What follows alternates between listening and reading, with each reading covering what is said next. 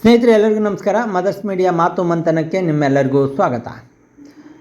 ಇವಾಗ ಚಂದನ್ ಗೌಡ ಮೇಲೆ ಆಪಾದನೆ ಬಂದಿದೆ. ಏನು ಅಂದರೆ 50 ಲಕ್ಷ ಲಂಚ ತಗೊಂಡು ಧರ್ಮಸ್ಥಳ ವಿರುದ್ಧ ವಿಡಿಯೋ ಮಾಡಿದ್ದಾರಂತ. ಈ ವಿಡಿಯೋ ಯಾಕೆ ಬಂತು ಅನ್ನೋದ್ರ ಬಗ್ಗೆ ನಾವು ಇಲ್ಲಿ ಮಾತಾಡುವ. ಇದರ ಬಗ್ಗೆ ನಾವು ಒಂದು ಸ್ವಲ್ಪ ಕೂಲಂಕುಷವಾಗಿ ಯೋಚನೆ ಮಾಡೋಣ. ಯಾಕೆ ಅಂದರೆ ಈ ವ್ಯಕ್ತಿ ರಾಜಕೀಯ ಕಾರಣಕ್ಕೆ ಹೋಗ್ತೀನಿ ಅಂಥೇಳಿ ಇದು ಮಾಡಿದರೆ ಆವಾಗ ನಾನು ಇವ್ರ ಬಗ್ಗೆ ಮಾತಾಡಿದ್ದೀನಿ, ಇಂಥ ವ್ಯಕ್ತಿ ಹೋಗಬೇಕು ಅಂಥೇಳಿ. ಆದರೆ ಈ ವ್ಯಕ್ತಿ ಯಾಕೆ ಗೆದ್ದಿಲ್ಲ ಅನ್ನೋದು ಇವಾಗ ಗೊತ್ತಾಗ್ತಾ ಇದೆ. ಯಾಕೆಂದರೆ ಈ ವ್ಯಕ್ತಿಯ ಹಣೆ ಬರ ಇವಾಗ ಗೊತ್ತಾಯಿತು. ಯಾಕೆಂದರೆ ನಾನು ಧರ್ಮಸ್ಥಳದ ವೀಡಿಯೋ ಮಾಡುವಾಗೂ ಈಗ ನಾನು ಕಮೆಂಟ್ಸಲ್ಲಿ ಹಾಕಿದ್ದೆ, ಧರ್ಮಸ್ಥಳದ ವಿಷಯಕ್ಕೆ ಹೋಗಬೇಡಿ, ತಲೆಬುಡ ಗೊತ್ತಿಲ್ಲದೆ ಹೋಗಬೇಡ ಅಂಥೇಳಿ.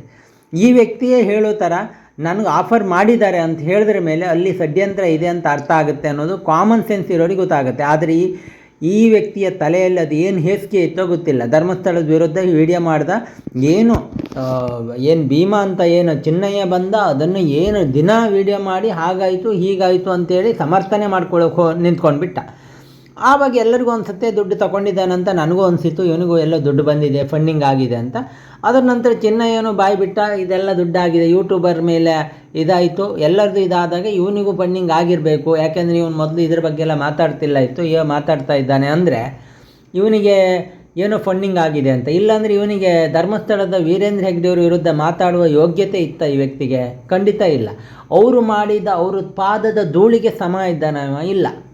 ಆ ಒಬ್ಬ ಸುಮಂತ್ ಅಂತ ಯೂಟ್ಯೂಬರ್ 50 ಲಕ್ಷ ತಗೊಂಡಿದ್ದಾನೆ ಅಂತೇಳಿ ಆರೋಪ ಮಾಡಿದೆ. ಯಾಕೆಂದರೆ ಇವ್ರ ಹತ್ರ ಏನೂ ದುಡ್ಡಿಲ್ಲ, ನಾನು ಎಲೆಕ್ಷನಲ್ಲಿ ಎಲ್ಲ ಕಳ್ಕೊಂಡೆ ಅಂದವನ ಹತ್ರ ಎಲ್ಲಿ ದುಡ್ಡು ಬಂತು? 50 ಲಕ್ಷದ ಬಟ್ಟೆ ಅಂಗಡಿ ಹೇಗೆ ಮಾಡ್ತಾ? ಇವೆಲ್ಲ ಪ್ರಶ್ನೆಗಳು ಬರಲೇಬೇಕು ತಾನೆ. ಅದಕ್ಕೆಲ್ಲ ದಾಖಲೆಗಳು ಟಿ ವಿಯಲ್ಲಿ ಇವನ ಚಾನಲಲ್ಲಿ ಕೊಡೋದಲ್ಲ, ಬಂದು ಕಾನೂನು ಪ್ರಕಾರವಾಗಿ ತನಿಖೆಗೆ ಬರ್ತಾರಲ್ಲ ಇಡಿಗಳು, IT ಬರುತ್ತೆ, SIT ಕರೆಯುತ್ತೆ, ಆವಾಗ ತನಿಖೆ ಆವಾಗ ಕೊಡಬೇಕಿದೆಲ್ಲ, ಇವಾಗ ಕೊಡೋದಲ್ಲ. ಏನು ಮಾಸ್ಕ್ ಮ್ಯಾನ್ ಬಂದಿದ್ದ ಅವನ ಬಗ್ಗೆ ದಿನ ವಿಡಿಯೋ ಮಾಡಿ ಹಾಕೋದಲ್ಲ. ಇವತ್ತು ಅವನ ಬಗ್ಗೆ ಏನು ಮಾತಾಡಬೇಕು ಅನ್ನೋ ಅಷ್ಟೊತ್ತಿಗೆ ಇವತ್ತು ನಿನ್ನ ಮೇಲೆ ಆರೋಪ ಬಂತು, ಇವನ ಮೇಲೆ ಆರೋಪ ಬಂತು. ಇವಾಗ ಮಹೇಶ್ ಶೆಟ್ಟಿ, ತಿಮ್ರೋಡಿ ಅವರು, ಮಟ್ಟಣ್ಣ ಅವರು ಇಂಥವರೆಲ್ಲ ಹೇಳಿದ್ದು ಕೇಳ್ಕೊಂಡು ಇವನು ವಿಡಿಯೋ ಮಾಡೋಕೆ ಹಿಡಿದಿದ್ದು. ಬಿಟ್ಟರೆ ಇವನು ಸಮೀರನ್ ಪರವಾಗಿ ನಾವು ಇದ್ದೀವಿ, ಯೂಟ್ಯೂಬರ್ ಪರವಾಗಿ ನಾವಿದ್ದೀವಿ ಅಂತ. ಇವನು ಆತ್ಮೀಯ ಸ್ನೇಹಿತ ಒಬ್ಬ ಅಭಿಷೇಕ್ ಅಂತೇಳಿ ಅವನಿಗೆ ಧರ್ಮಸ್ಥಳದಲ್ಲಿ ಮುಗ್ಗ ಹೊಡೆದಿದ್ದು ಏನಿಲ್ಲ, ಕೈಕಾಲು ಮುರಿಬೇಕಿತ್ತು ಅಂತ ನಾನು ಹೇಳ್ತೀನಿ. ಯಾಕೆಂದರೆ ಧರ್ಮಸ್ಥಳದವರು ಎಲ್ಲ ಆಟೋ ಡ್ರೈವರು ಅತ್ಯಾಚಾರಿಗಳು ಹಾಗೆ ಹೀಗೆ ಅಂದರೆ ಯಾರು ಬಿಡ್ತಾರೆ? ಮಂಡ್ಯದಲ್ಲಿ ಯಾರಿಗಾರು ಹೇಳಿ ಬಿಡ್ತಾರೆ? ಇವ್ರು KR ಪೇಟೆಯಲ್ಲಿ ಕೈಕಾಲು ಮುರಿದು ಹಾಕ್ತಾರೆ. ಇನ್ನೂ ಬಡಿತಾ ಇದ್ದರು. ಧರ್ಮಸ್ಥಳದಲ್ಲಿ ಆಗಿದ್ದರಿಂದ ಸ್ವಲ್ಪ ಇದಾಯಿತು, ಸ್ವಲ್ಪದರಲ್ಲೇ ಇದಾಗಿದೆ. ಇವಾಗ ಅವನು SIT ಮುಂದೆ ಇದಾಗಿದೆ. ಇವನು ಆತ್ಮೀಯ ಅಲ್ಲ, ಅವನೇ ಹೇಳಿರಬೇಕು ಇವನಿಗೆ ನಾವು ಫಂಡಿಂಗ್ ಮಾಡ್ತೀವಿ ನೀ ಮಾಡುವಂತ. ಆನಂತರ ಇವನು ಮಾಡೋಕೆ ಹಿಡಿದಿದ್ದೇನು, ಇವನೇ ಹೇಳಿದ್ದಾನೆ ಒಂದು ವಿಡಿಯೋದಲ್ಲಿ. ಅದರಿಂದ ಅದು ಸತ್ಯನೂ ಇರ್ಬೋದು, ಹೇಳೋಕ್ಕಾಗೋದಿಲ್ಲ ಯಾವುದೇ ಕಾರಣಕ್ಕೂ. ಆಮೇಲೆ ಈ ವ್ಯಕ್ತಿ ಇನ್ನೊಂದು ಮಾತು ಹೇಳ್ತಾರೆ, ಏನಂದರೆ ನಾನು ಇದಿದ್ದೀನಿ, ನಾನು ಇದು ಮಾಡ್ತಾಯಿದ್ದೀನಿ, ನನ್ನ ಮೇಲೆ ಅಪಪ್ರಚಾರ ಮಾಡ್ತಾಯಿದ್ದೀನಿ.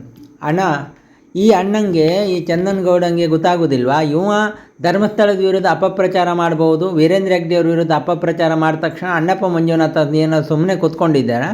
ನಿನ್ನ ಮೇಲೂ ಅಪಪ್ರಚಾರ ಬಂದಿದೆ. ಇವಾಗ ನೀನು ಅದನ್ನು ಫೇಸ್ ಮಾಡು, ಗೊತ್ತಾಗುತ್ತೆ. ಇವಾಗ ಹೇಗೆ ಉರಿತಾ ಇದೆ ಅಂದರೆ ಚಂದನ್ ಗೌಡಗೆ ಮೈ ಎಲ್ಲ ಪರ್ಚ್ಕೊಂಡು ಇದರಲ್ಲಿ ಯೂಟ್ಯೂಬಲ್ಲಿ ಮಾತಾಡ್ತಾನೆ.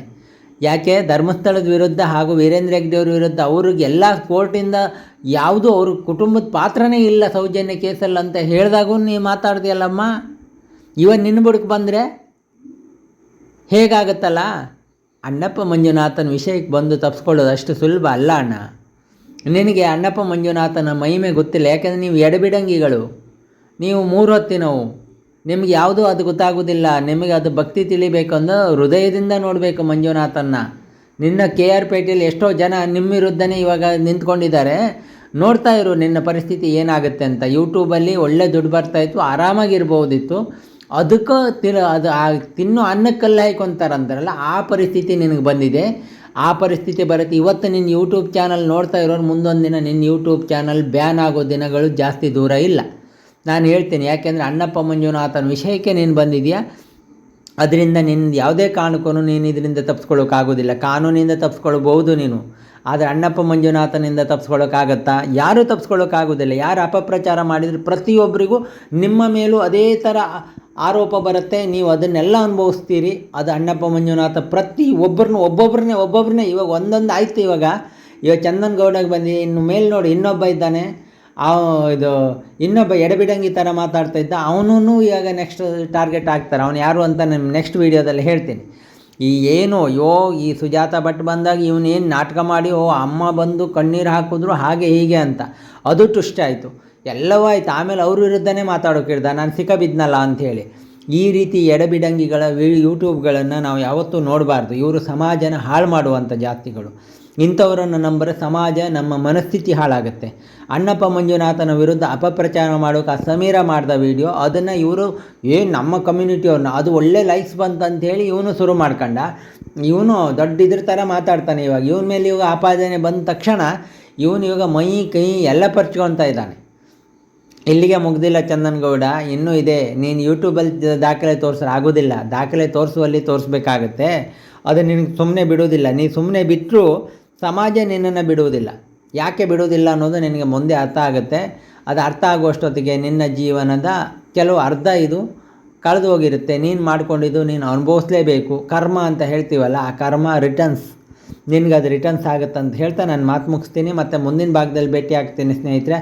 ಇವರೊಬ್ಬರಿಗೆ ಅಲ್ಲ, ಎಲ್ಲರಿಗೂ ಅಣ್ಣಪ್ಪ ಮಂಜುನಾಥ ಚಾಟಿ ಹಿಡ್ಕೊಂಡಿದ್ದಾನೆ. ಇವಾಗ ಬಡಿಯೋಕ್ಕೆ ಶುರು ಮಾಡಿದ್ದಾನೆ. ಎಲ್ಲೆಲ್ಲಿ ಬಡಿತಾನೆ ನೋಡ್ತಾ ಇರಿ ಅಂತ ಹೇಳ್ತಾ, ಎಲ್ಲರಿಗೂ ಅಣ್ಣಪ್ಪ ಮಂಜುನಾಥ ಒಳ್ಳೇದು ಮಾಡಲಿ. ನಾವು ಧರ್ಮಸ್ಥಳದ ಜೊತೆ ಸದಾ ಇರೋಣ ಅಂತ ಹೇಳ್ತಾ ನಾನು ನನ್ನ ಮಾತು ಮುಗಿಸ್ತೀನಿ. ನಮಸ್ಕಾರ ಸ್ನೇಹಿತರೆ.